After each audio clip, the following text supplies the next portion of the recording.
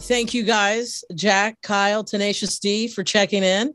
I got to be honest, I told a few people I was doing this interview today, and it's true, you guys are the biggest rock and roll band ever, or the greatest, or whatever, because I have never had so many people like, oh my God, you're talking to them. I'm like, yeah, just like, okay, great. I mean, I've interviewed Ozzy. So you guys, like, let's go, right? Nice. It's reached some sort of fever pitch.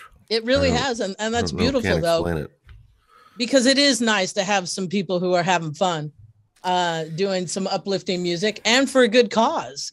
In your case, especially the last few years. Tell us about what you've been doing the last few years, including what's about to happen. What have we been doing the last few years, Cage? Well, we've been ducking out of sight. We've been preparing for this moment. We've been planning our next power move over the course of the pandemic times. We had a plan to put out an album of covers, the covers album, but then after we had recorded like 18 covers of different songs that we love, that we did like a funny version of them, our lawyer was like, "Oh no, you can't put out this album. This album is a lawsuit waiting to happen. You have to have permission from all of these artists because we changed the songs a little bit, but they're not like changed enough to be called parodies. It's so much legal red tape." But anyway, we did put out the Beatles. We got the big one. We got the Beatles. And Paul McCartney gave us his blessing. And that was for Doctors Without Borders, correct? Yeah, for Doctors Without Borders. And we were real proud of that. And then we got the green light from The Who, and we were like, oh my God, this is an embarrassment of classic rock riches. Now all we need is Robert Plant's blessing on Good Times, Bad Times, rock and roll. That's a trifecta right there. And yet, we're still waiting. Well, I listened to the Who medley, and I saw the thing that said clean version, and I was like, clean version? And then I saw the video, and I was like, oh, very nice job on that, Jack, by the way. Thank you. Making it a little dirty. A lot of fun, though. That video is a lot of fun. Yeah, we put a couple mother lovers in there for spice. Yeah. But there's a clean version that's also pretty rocking.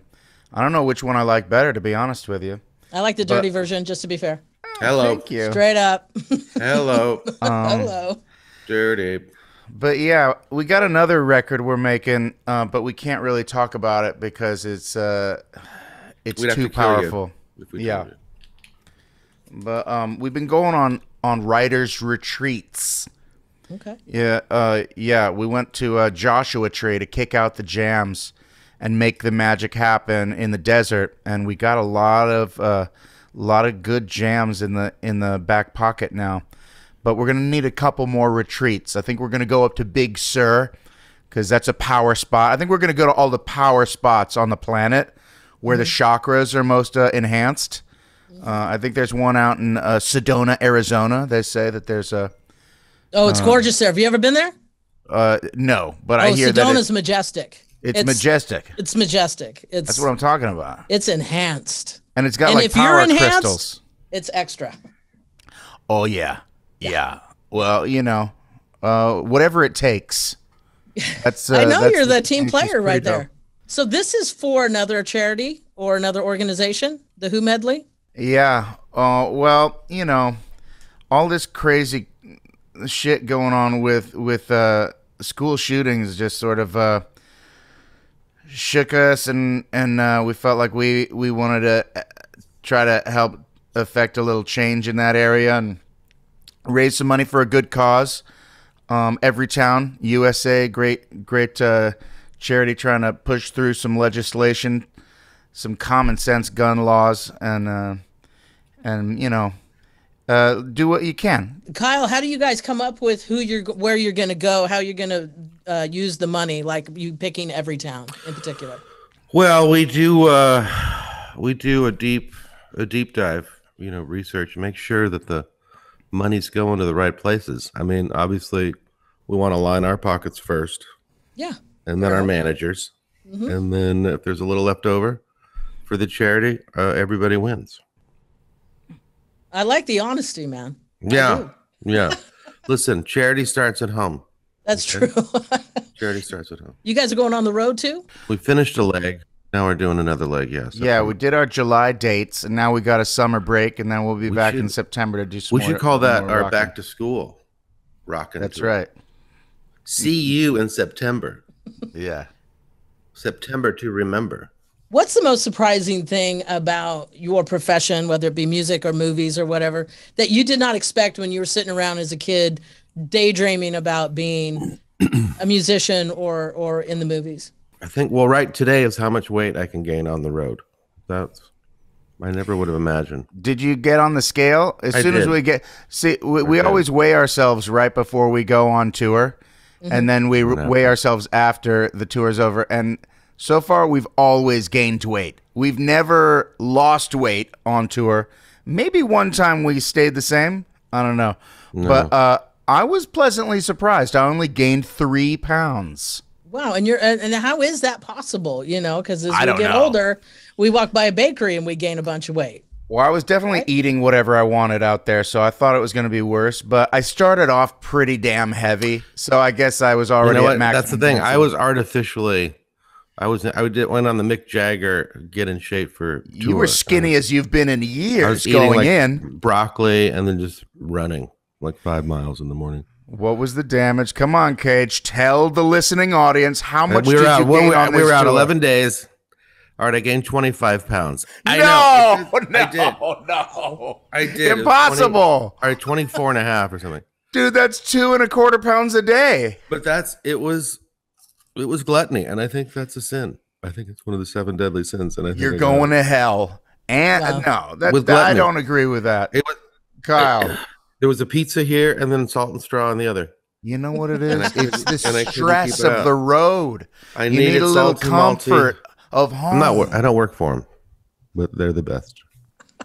Which is your favorite flavor? What, salted malted chocolate chip cookie dough? I just off the top of my head. But I'll go with the sea salt caramel. They have some weird flavors like butterfly wings and cinnamon. Jack and Kyle, what are you really, really good at that no one would know about? Has nothing to do with your professions at all. Are you good cook? Or what are you really good at that would surprise us? Surprising skills.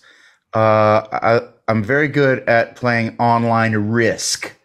It's a game of strategy, world domination. It's kind of like I'm a general of an army. What else? What are you good at, Cage? Wow. I think I'm really good at life coaching, and I'm also a weekend psychologist. Okay, I'm going to take over here. I have an idea. I'll tell the world what you're good at, and you tell the world what I'm good at. That would be surprising. All right, I'll start. Kyle is a great. No, my turn. Kyle is a great golfer. Oh. You might not know that about Kyle. No, we do not Jack know that. He is wonderful at video games. I'm just going to say it. That's not a surprise to anyone, Kyle. Everyone knows I'm a legendary gamer. Well, what did you say before? Gaming. Risk. For people, but I mean all games. I remember on our first tour, I had a little Nokia phone and I played Snake 2. On the phone, and that was I thought, well, I'm a gamer now. I'm practicing all these long bus rides. Snake 2. Jack had never even played it, I don't think. I said, Jack, I would challenge you to a Snake 2 competition. And on his very first try, he got the high score. It's true. Kyle's never beaten me in a video game except for video golf. He's extremely good. As we know, he's a great golfer, and that carried over to his video game golfing skills. And many times he beat me and drove me almost insane with rage. We have a sibling rivalry type of relationship. It sometimes comes to blows. You're winning. Okay, thank you. What do you suck at? I have one for myself. I'm not very good at controlling my appetite. The food is winning. It is winning the battle. Yeah, that's good. I'm getting for some reason with this whole age of technology, I've lost some reading skills, but I'm getting them back. You know, me too. I've been really finding it hard to read. I'm just going to crack this book, and it's like, oh, who has the time? I mean, I think you should surrender. Just go audiobooks. It's so much better. I don't. You know what? I think that's. I applaud it for you, but for me, I think it's. If you get the right person who's reading to you. What was that book you just recommended, Jimmy Cage? You just recommended a book. What was it? It's the new Happy Go Lucky. The new David Sedaris collection. And I'm like, my God, I'm enjoying this book so much. Yeah, I'm gonna take that. Kyle always gives me good book recommendations. Remember that one? I don't even remember when you recommended that I read The Pearl. What was that? John Steinbeck, The Pearl? Yes. Well, yeah. I think because you thought I was getting carried away with my fame and fortune, and you thought I needed some humble pie, and that was a book all about like don't get obsessed with the pearl, with the riches. Value, the actual.